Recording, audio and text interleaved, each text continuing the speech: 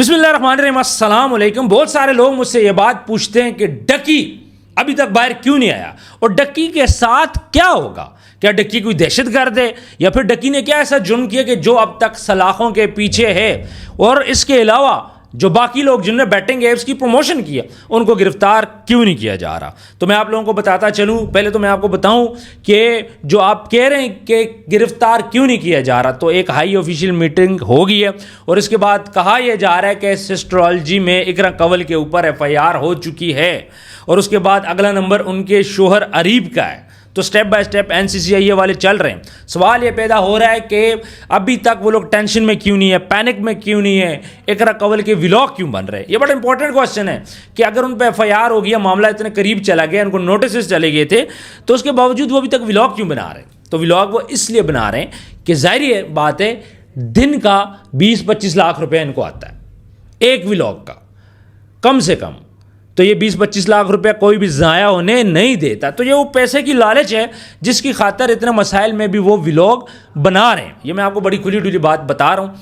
इसके अलावा अगर वो ये सोच रहे हो कि हम लोग बच जाएंगे, कोई लड़की होने का फ़ायदा उठा देंगे, तो मेरा नहीं ख्याल कि कोई ऐसी सिचुएशन होगी। हाँ, सरफराज चौधरी जब जा रहे थे तो मुझे लगा था कि उसके बाद चीज़ें थम जाएंगी और शायद उनको इसलिए हटाया गया कि यूट्यूबर्स पे इतना ज़्यादा सख्ती ना करें, लेकिन नहीं, जो नए डायरेक्टर हैं वो भी इसमें पेश हैं, इदारा वही है। और अब जो सिस्टोलॉजी के गिर्द घेरा है वो तंग आ चुका है। मैं डे 1 से ये बात बता रहा था कि इकरा कंवल को गिरफ्तार कर दिया जाएगा। फिर उनका बेबी डिलीवर हुआ, उस दौरान जो भी टाइम लगा उसकी वजह से उनको छूट मिली, लेकिन अब ये डिसाइड हो चुका है कि उनकी गिरफ्तारी होगी। जाहिर बात है लड़की को गिरफ्तार करने के लिए कुछ प्रोटोकॉल्स होते हैं, उन प्रोटोकॉल्स को फॉलो करना पड़ता है, जिसमें लेडीज़ पुलिस भी होंगी और उनके साथ तरीके से किया जाएगा। फिर उसके बाद उनका अभी बेबी पैदा हुआ है तो उनको कहाँ पे रखा जाएगा, उनको फूड क्या दिया जाएगा, ये सारी चीज़ें NCCIA सोचेगा इस बात पे कि क्या क्या चीज़ें जो उनको प्रोवाइड की जाए, क्योंकि NCCIA रिस्क किसी किस्म का भी नहीं लेगा।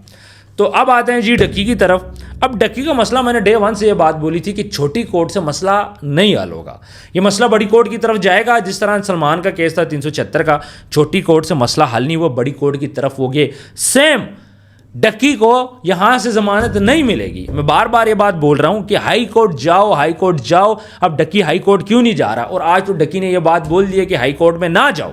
उस पर प्रेशर NCCIA का प्रेशर है या फिर कोई और प्रेशर है या फिर वो अपने आप को कुछ मज़ीद जस्टिफाई करना चाह रहा है। तो वो क्या कह रहा है डक्की के केस मेरा जो है वो आप हाई कोर्ट में ना लेके जाओ। ये भी बड़ा अजीब सा मैटर है। मुझे लगता है कि डक्की को उसके वकला ने शायद कोई बात बोली होगी। अब वकला की बात करें, पहले डक्की के वकील और थे, बात साथ चेंज होते रहे। वकला क्यों नहीं जा रहे हाई कोर्ट? उनको तो समझ है इस चीज़ की कि सामने स्टेट है, सामने कोई मुद्दई आम नहीं है। सामने जब स्टेट खड़ी है तो उनको जाना चाहिए हाई कोर्ट की तरफ और वहाँ पे जाके तमाम मामलात को पेश करना चाहिए और डक्की की बेल के लिए अप्लाई करना चाहिए। जो पिछली पेशी थी उसमें उन्हें ये बात बोली थी, इस पेशी पे वो पता नहीं अब जाते हैं कि नहीं जाते। लेकिन मैं डे 1 से ये बात बोली है कि डक्की को अगर ज़मानत मिलेगी तो सिर्फ और सिर्फ हाई कोर्ट से मिलेगी, अदरवाइज डक्की को ज़मानत नहीं मिल सकती। अब क्यों नहीं जा रहे, वकला उनके नहीं चाहते कि वो जाएं या वकला ने उनको मना किया या फिर उनको गाइड किया है। डक्की का अपना दिमाग इतना नहीं है, इन चीज़ों को वो नहीं समझता। जाहिर है जिस तरह वकला गाइड करेंगे उसने तो वैसे ही करना है। तो ये बड़ा एक टर्निंग पॉइंट है। ये सवाल मैं आप लोगों के सामने रखता हूँ कि डक्की क्यों नहीं जा रहा हाई कोर्ट। अभी तक उसको जाना चाहिए हाई कोर्ट।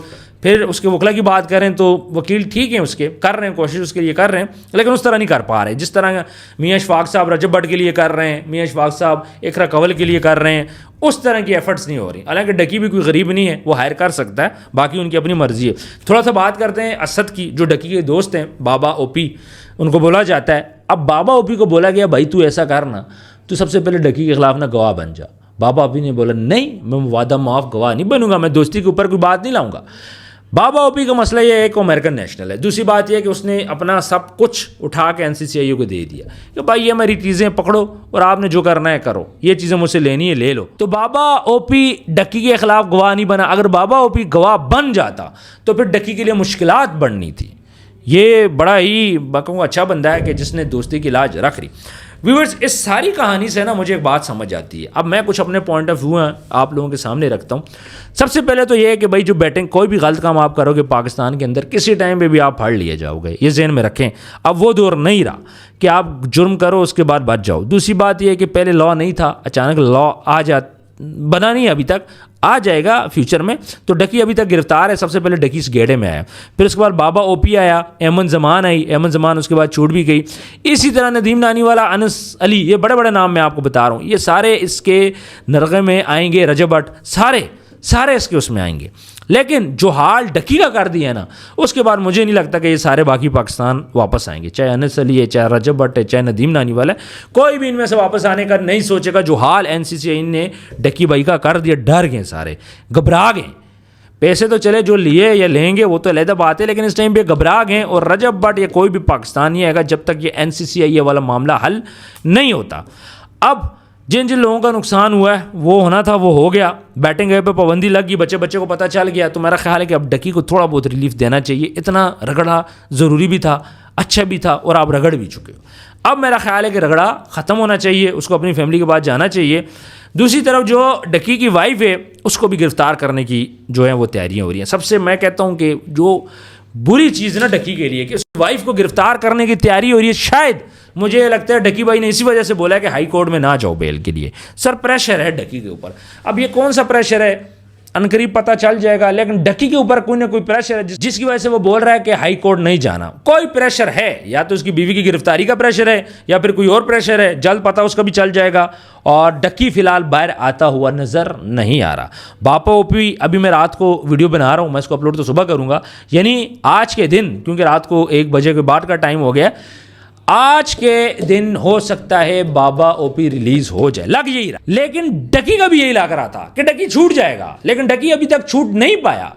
तो हम कुछ कह नहीं सकते, ये पाकिस्तान है और यहाँ पे कुछ भी हो सकता है। अब कल देखते हैं कि बापा ओपी पे सख्ती होती है या फिर उसको जुडिशियल कर दिया जाता है। और अगर कल वो जुडिशियल हो जाता है तो फिर जल्द उसकी भी जमानत हो जाएगी। व्यूअर्स, कमेंट सेक्शन में आप अपनी राय ज़रूर दीजिएगा। आपकी राय सुनते हैं तो हमें भी काफ़ी ज़्यादा चीज़ें पता चलती हैं, बल्कि अब तो मैक्सिमम डिटेल वहाँ से हमें मिल जाती है। अपनी राय दें, डकी ने सही किया गलत किया, सबसे इंपॉर्टेंट चीज़ ये। आपको क्या लगता है, डकी ने ठीक किया या फिर डकी ने गलत किया? सबसे पहले आपने इस पर राय देनी है। दूसरी बात, आपने ये बात बतानी है कि जो बैटिंग्स ऐप्स हैं, अगर आपने उसमें कोई लॉस की है तो कमेंट सेक्शन में आपने वो ज़रूर बताना है। अगर बैटिंग ऐप आपने खेली है और आप इसमें शर्मिंदा नदामत तो आपको होगी, डेफिनेटली आपने लॉस भी किया होगा, तो आपने क्या करना है, कमेंट सेक्शन में हमें बता देना है जी मेरा इतना नुकसान हुआ है, और ये आपने बड़ा ज़रूरी बताना है, ताकि हम लोग फिर ना कम्युलेटो, नाम किसी का नहीं लूँगा मैं, कम्युलेटो बताऊँगा जी जिन लोगों ने मुझसे रब्ता किया उनका इतना लॉस हो गया है और बाकी लोग भी इस चीज़ से बचें। हमने अपनी जो यूथ है हमने उसको बचाना है। एक तरफ हम लोग फांसी पे काम कर रहे हैं, दूसरी तरफ इस तरफ काम कर रहे हैं हम लोग,